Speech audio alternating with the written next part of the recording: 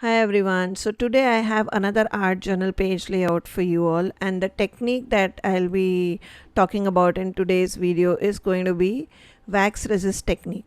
So here is the journal page and here are how the pages look, and the videos of all these pages I have already added on my YouTube channel. I'll link that below for you all, the playlist of my art journal, in case you have missed the previous pages. Now here is some of the leftover paint that I had added on my next page, and I'm going to use these color combination as the inspiration for my current page. So what I'm doing is I'm prepping my art journal page with some white and clear gesso. Now I'm using a combination of both just to kind of mute the colors that are there in the background, and I don't want, however, to completely make the journal page white. I want those colors to come through, and that is why I'm also using clear gesso along with white gesso.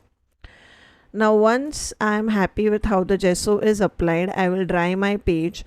Normally in between all layers I dry my pages, however I normally don't show that process, but it is a given. So at any point of time, whatever products that I'm using in this tutorial, they'll all be linked below for you all, in case you guys are curious or are interested. So what I do is I take one stencil. This is one of my favorite stencil ever, like for either for card making or mixed media. So this is a very simple stencil. It's called Simply Squares by CrafTangles, and what I do is I pass off some wax through it. Now here I think I'm using one of the iridescent one, but I honestly wanted to use clear wax, however I could not find the same.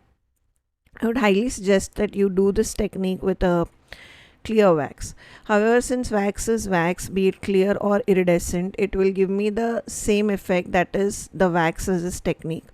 So what I do is normally wax will take a day to dry, because it's a purely wax based formulation. It does not have any acrylic base into it. So in case the CrafTangles waxes do take a day to dry at least, so I did not want to wait that much time. So what I did was I used my heat gun and kind of sealed the wax into the paper. Now next what I do is I use the same colors of distress ink, and I'm kind of smooshing the colors through a cellophane or a packaging bag, and I'm putting those colors down on top of the design that we created using wax. Now here you can clearly see that wherever there is the squares of wax that we have put in, it is kind of resisting this distressing colors that I am putting out. So it gives a really cool effect, and since it is a clear kind of a wax, I can also see through the colors below the wax, which are the same colors. So it kind of gives me a semi opaque kind of a look in certain areas, and in certain areas where I don't have any color in the background, it just gives me a plain resist. So what I do next is using the same stencil, I will apply the same shades of colors. So I'm using the same orange and green color. Now whatever colors I have used, be it the chalk pen background that was there or the distressing color, they'll all be linked below for you all. But just to give you an idea, the colors that I'm using of distress ink is dried marigold and the sage color, and I'm using some ink blending brushes to apply the color through the same stencil. So it adds another dimension, and the same pattern is being repeated again. So you can see, just by using the same colors, we have actually applied 3 different techniques, and we have gotten 3 different looks of distress ink and the colors through the stencil and wax. So now that I am happy with how the colors have been placed, I will move on to the next part, which is stamping.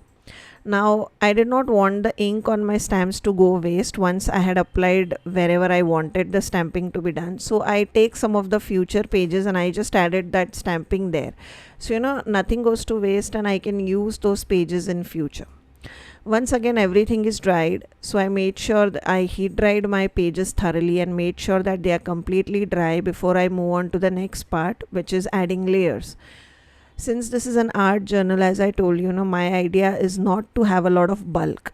So what I'm doing is I'm just adding some laces and some pattern papers. So what I have done is I have cut the pattern papers via hand. So I have rather torn it just to give it a more vintagey look, and then I'm creating layers of the same. Here you could go with anything that you have, and the colors, the only thing is make sure that you don't use very contradictory colors. You use the color scheme that you already have on your layout. So what I did was I already had some brownish color because of the background, since my paper is ivory and not pure white, and I have some black from stamping and some orangish marigold color and the sage green color. So what I'm doing is I'm making sure whatever ephemeras I am adding are of that color, or whatever pattern paper that I am adding is of that color. So just make sure that you don't go with a contradictory color, like you don't add blue at this point of time, because you already have a color pattern that has been created using the background layers that we did using the wax and the stencils and the distressings. So for this particular page, the photo that I'll be using is from Prima. This is a vintage booth photo collection. Again, all the products that I'm talking about or I'm using will be linked below for you all. And here I'm just using one of the old pattern paper from my stash. I think this is 10 years old pattern paper. I don't even remember what is the brand name, but I had this, so I thought I might as well use it. And the colors really went well with the colors of my journal page. That is why I'm using it. And again, you can see I'm not adding a lot of bulk. I'm using liquid glue to attach, to stick everything together on the top of my page, so as to not add a lot of bulk. And this way I'll just go on creating the composition using some torn paper. So the whole idea for this was to let the resist technique show. So my showstopper for this page was the resist technique that we created in the background, and that is why I'm not adding a lot of things on top of my composition. I'm just adding some basic laces and some pattern papers, because I wanted this art journal, like whoever looks at this art journal page would first look at the pattern that I have created rather than the composition of the papers that I have created. So for that I went very simple, so that is why I went with very simple colors and not at all contradictory. They are in line with what the colors I'm using in the background. So once I am happy with how the pattern papers look, I stick the photo on one of the page, and then I go and use the stickers. Now here you could have used anything. I have quite a few Tim Holtz sticker books which I normally like to use. Again, they'll be linked below. This one is I think a newly launched sticker book. I think this was just launched a couple of months back, and I really like that it has a lot of brown shades in it, so that is why I'm using that one here. And that will complete my page. Not a lot of going on, but technique wise this is one of my favorite. And of course, since it's an art journal page, I remembered that I need to add some splatters just for some fun, and that is why I'm adding some black splatters. For that I'm using some diluted gesso, and that's it. That was the final step of my art journal page. I'll dry everything thoroughly before I move on to my next page. So with waxes especially, make sure that you dry everything thoroughly, and then keep the page open for a day or so that everything also air dries before you move on to the next page. So that was the tutorial for today and the wax resist technique that I wanted to share with you all. I hope you enjoyed today's tutorial. If you did, don't forget to like and comment, and do consider subscribing to my channel. I would really love to know whether you are liking these art journal videos or not, because I kind of do a lot of videos on this channel, including card making, art journal, mixed media, and a lot of them. So if you would like to see more of these kind of tutorials, I would love to know what are your thoughts. I'll see you in my next tutorial. Till then, take care guys. Bye bye.